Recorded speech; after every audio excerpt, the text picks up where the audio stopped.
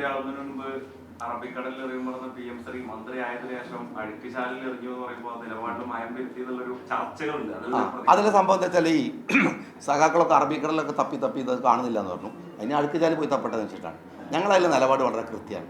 എൻ്റെ നിലപാട് ഞാൻ ഒരു ശരിയല്ല എന്ന് തോന്നുന്ന ഒരു കാര്യം ഞാൻ പറഞ്ഞാൽ എനിക്ക് മന്ത്രിയായാലും ഗവൺമെൻറ് തന്നെ അതിനെതിരെ തീരുമാനം എടുത്താലും എൻ്റെ അഭിപ്രായം എന്താണ്? എൻ്റെ അഭിപ്രായം ഈ പറയുന്നത് തന്നെയാണ്. ഞാൻ പറഞ്ഞ അഭിപ്രായമാണ്. സെൻട്രൽ ഗവൺമെൻറ്റിന് ഗാന്ധിജി ഇറങ്ങി പോകുന്ന, നെഹ്റു ഇല്ലാതെ പോകുന്ന പാഠപുസ്തകങ്ങൾ പഠിപ്പിക്കുക പാടില്ല എന്ന് തന്നെയാണ്. അത് ഗവൺമെൻറ് അംഗീകരിച്ചു. ഞാൻ ക്യാബിനറ്റിൽ അംഗമാണ് എന്ന് വെച്ചിട്ട് ജനാധിപത്യത്തിലെ അഭിപ്രായ വിയോജിപ്പുകൾ എന്ന് പറയുന്നത് അവസാനിക്കണമെന്നില്ല. അല്ല, എതിർത്തിട്ടുണ്ടല്ലോ. ഞങ്ങൾ പറയൂ, ആ കമ്മിറ്റി വരട്ടെ. ഞാനതാ പറയുന്നത്, കമ്മിറ്റിയുടെ റിപ്പോർട്ട് വരട്ടെ. എന്തിനാ ഞങ്ങൾ കാത്തിരിക്കുന്നല്ലേ? Discussion is going on. ഞാൻ പറഞ്ഞിട്ടുണ്ട്. കമ്മിറ്റിയിലോട്ട് കൊണ്ടുവന്നത് പോലും UDFന്റെ പ്രതിപക്ഷത്തായിരുന്ന സമയത്ത് പ്രഖ്യാപിത നിലപാടിന് വിരുദ്ധമല്ലേ സർക്കാരായി മാറിയപ്പോ? അല്ല, അതൊരിക്കലല്ല. പഴയ ഉപസമിതിയെയോ പഴയ സംവിധാനത്തെയോ വിശ്വാസമില്ലാതെ ഒരു ഗവൺമെൻറ്റിനും ഒരു സ്ട്രക്ചർ ഇല്ലാതെ ഒന്നിനും ചാടി കയറിയത് ഗവൺമെൻറ്. രാഷ്ട്രീയത്തിൽ പ്രസംഗിക്കണമല്ല. ഗവൺമെൻറ്റിൽ നിൽക്കുമ്പോൾ മെഷീനറിയാണ്, സിസ്റ്റമാണ്, ലോ ഉണ്ട്, റൂൾസ് ഉണ്ട്. അപ്പോൾ അതങ്ങനെ പറ്റുള്ളൂ. അതിലൊന്നും ഒരു കുഴപ്പമില്ല. ഗവൺമെൻറ് ഞാൻ ഇത് കുറേ പറഞ്ഞതാണ്. നിങ്ങൾ എപ്പോൾ കണ്ടാലും എന്നോട് ചോദിക്കുക. അന്ന് മലപ്പുറം നിയോഗം പറയുന്നത് മറ്റേ ഒരാൾ പറയുന്നത് നമുക്ക് വേറെന്തെങ്കിലും ചോദിച്ചിട്ട് പതുക്കെ നമുക്ക് ഇതിലേക്ക് കയറാന്ന് പറഞ്ഞ് എന്നെ സമീപിച്ച ആൾക്കാരുണ്ട്. അങ്ങനെ വേറെന്തെങ്കിലും പറയണം നമ്മൾ കേൾക്കില്ലാന്ന് നേരം. ഈ വേറെന്തോ ചോദിച്ചിട്ട് ഷാജിനയിലേക്ക് കൊണ്ടുവരാന്ന് പറഞ്ഞു. അതൊക്കെ എനിക്കറിയാം. ആ ജാതി വിളവുകളൊക്കെ നമുക്ക് നന്നായിട്ട് അറിയാം. അതാ നിങ്ങൾ അറബിക്കടലിൽ നിന്ന് അടുക്കലേക്ക് ക്യാമറ ആയിട്ട് ചെയ്യാടാ.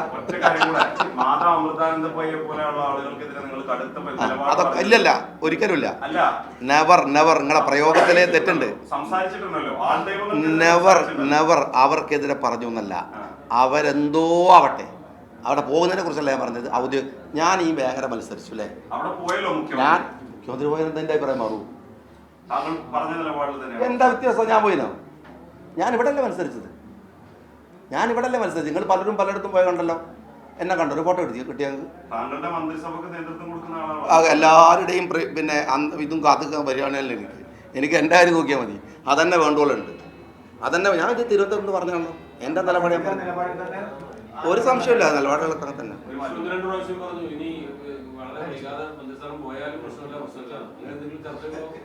അത് നോക്കാവുന്നതാണ്.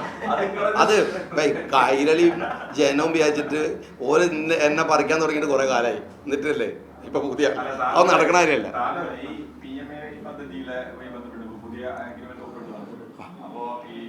പ്രധാനമന്ത്രിയുടെ ചിത്രം വീടിന് മുമ്പിൽ വയ്ക്കും. അതുമായി ബന്ധപ്പെട്ട എഴുത്തുകളെല്ലാം വീടിന് അതൊരു സൗജന്യമായി ലഭിച്ച വീടാണെന്ന് തോന്നുന്ന വിധത്തിലേക്ക് വീണ്ടും പോകുന്നു. ലൈഫിൽ സാധാരണ കഴിഞ്ഞ കാലങ്ങളിലൊന്നും അത്തരം അവർക്ക് ഒഴിവാക്കിയിട്ടുണ്ടായിരുന്നു.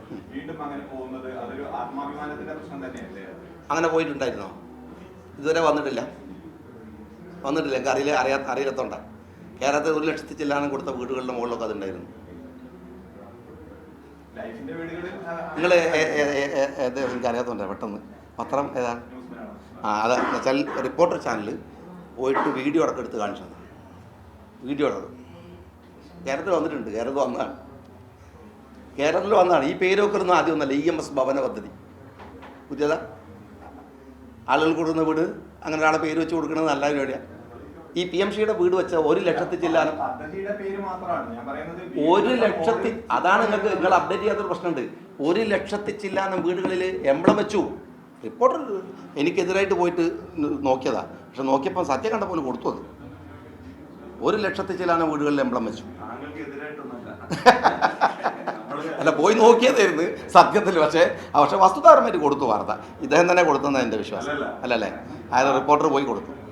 ഞാൻ കണ്ടു അതിൻ്റെ അടുത്തിൽ ഞാൻ കാശ് തരാം. എൻ്റെ അടുത്തുണ്ട് 1 ലക്ഷം. അല്ല, എതിരെന്നല്ല, അതൊക്കെ നല്ലതപ്പാ.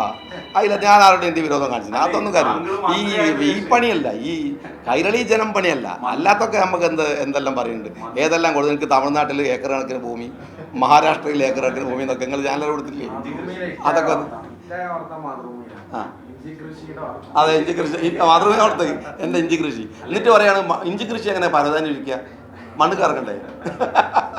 അതല്ലേ വേണ്ടത്. താങ്കൾ മന്ത്രിയായതിനു ശേഷം ഷാർപ്പായിട്ട് വാർത്താ സമ്മേളനം നടന്ന ആദ്യമായിട്ട് തോന്നുന്നു. ഈ വാർത്താ സമ്മേളനത്തിൽ പ്രശാന്ത് ഏട്ടൻ പറഞ്ഞ പോലെ ഇടയ്ക്കിടയ്ക്ക് പറയുന്നുണ്ട് മന്ത്രിസ്ഥാനം പോയാലും കുഴപ്പമില്ല, നമ്മൾ ഈ പറഞ്ഞ നിലപാട്. അതെന്തിനറിയോ, ഞാൻ എന്നെ തന്നെ സമാധാനിപ്പിക്കുകയാണ്. ആ പോയാൽ എന്താ, ഞാൻ എപ്പോഴും നമ്മളുടെ ഇതൊന്നും ഇല്ലാത്ത കാര്യത്തെ കുറിച്ചാണ്. മന്ത്രി ആയതിനു ശേഷം കുറച്ച് കഴിഞ്ഞിട്ടുണ്ടേ പഴയ ഷാജി തിരിച്ചു, പഴയ ഷാജി എവിടെയോ പോയി എന്നുള്ളൊരു അഭിപ്രായം നിങ്ങൾക്ക് തോന്നിയാണോ? ഞാൻ അതിൻ്റെ ഒരു പ്രശ്നമല്ല, എനിക്ക് നിൽക്കുന്ന സ്ഥലത്തൊരു ഉറപ്പുമാണ്. That means എനിക്കിതൊന്ന് പഠിച്ചെടുക്കണം. ഒരു LSGD എന്ന് പറയുന്നത് ഒരു വാസ്റ്റ് ഏരിയയാണ്. ഞാൻ അതിൻ്റെ ഒരു ചെറിയ കാര്യം മാത്രം അങ്ങോട്ട് പറഞ്ഞത്. നിങ്ങളോട് പറയാൻ ഇനിയും കാര്യങ്ങളുണ്ട്, അത് പറഞ്ഞുകൊണ്ടേയിരിക്കും ഓരോ കാര്യങ്ങളും. ഇപ്പോൾ തന്നെ ഞങ്ങളുടെ പിന്നെ സ്ട്രേ ഡോഗ്സിൻ്റെ വിഷയത്തിൽ ഞാൻ ആദ്യം വർത്തമാനം പറയാൻ നിന്നിട്ടില്ല. പക്ഷേ 11-ാം തീയതി സുപ്രീം കോടതിയിൽ കേസ് വരുന്നതിന് മുമ്പ് അതിൻ്റെ ക്ലിയർ പ്രോട്ടോകോൾ ഇറങ്ങാൻ പോവാണ്. പതുക്കെ കാര്യങ്ങൾ ചെയ്തു വരും. നിങ്ങൾ എൻ്റെ കുറേ റീലുകളൊക്കെ കണ്ടിട്ടുണ്ടാകും പണ്ട്, ഒക്കെ കുറവാണ്. അതില്ല, അതിനും അതല്ല കാര്യം, കുറെ പണിയെടുക്കാറുണ്ട്. അതുണ്ടാവും. പക്ഷെ ഏൽപ്പിച്ച ഉത്തരവാദിത്വം കുറച്ചൊരു വലുതാണ്, അത് ചെയ്യാന്നുള്ളതാണ്. ഷാർപ്പ് വരുമ്പോൾ തിരിയും, പക്ഷെ ഞാൻ കാര്യങ്ങൾ പറഞ്ഞുകൊണ്ടിരിക്കും. Okay, thank you very much. കുറേ ആൾക്കാരുണ്ട്.